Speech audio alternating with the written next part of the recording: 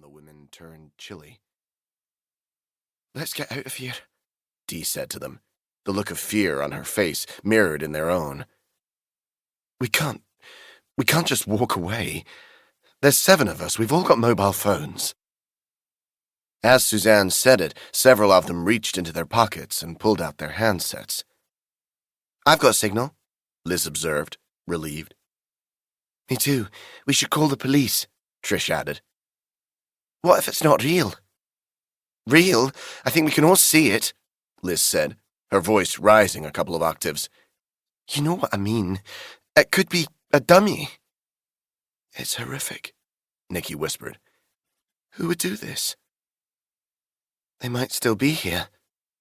Liz voiced all their fears. "I still can't believe it's real. I'm going to get a closer look. Anyone coming with me?" Suzanne looked at the other 6 women around her. It was clear that none of them wanted to go in the field. "The gate's padlocked." Dee nodded to a large padlock and chain. "I can climb over. We can't call the police if it's just some art installation or practical joke." "Art installation? If that's art, then I'm writing to The Guardian." "Do you think we should take some photos?" Trish asked, but nobody answered, because they were all watching Suzanne as she clambered up the metal gate with her big walking boots on and carefully straddled the top before jumping down the other side.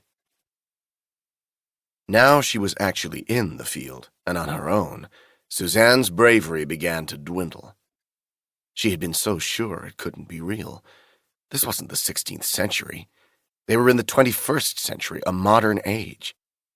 But the closer she walked to it, the more her stomach clenched and knotted, pushing acidic bile up into her throat. She nearly twisted her ankle in a rut. She was so transfixed by the sight. They'd been around 50 meters from it on the lane, halfway across the open field, and now, closer, the recognition that it was definitely real hit her.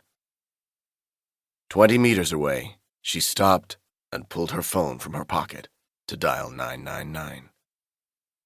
"There's a person," she said to the operator. "They've been burnt on a cross. They're dead." Even as she said it, she knew the body was a woman. In front of her were the charred remains of a human being, chained to a blackened wooden cross. Suzanne could see where the flames had decimated her lower body, but on the skull, patches of burnt flesh remained. She wanted to run, to turn away from the ghastly sight in front of her, but Suzanne stood, rooted to the spot in fear, unable to move, just like the woman in front of her. Chapter 2. Detective Sergeant Ross Gibbons was not having a good day. The second he arrived just outside the village of Thistleford, he knew this case was going to be trouble. For one thing, they didn't have anywhere near enough personnel to be able to create a secure cordon around the crime scene, and thanks to the virality of social media, the place was already swarming with people trying to get a look at the witch burning.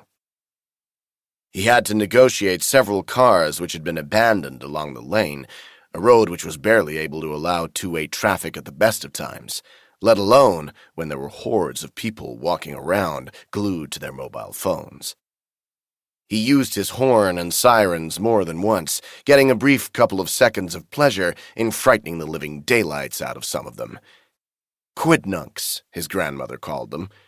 He used to find that a very old-fashioned word and invariably used far more fruity descriptors, but in polite company, quidnunc would do.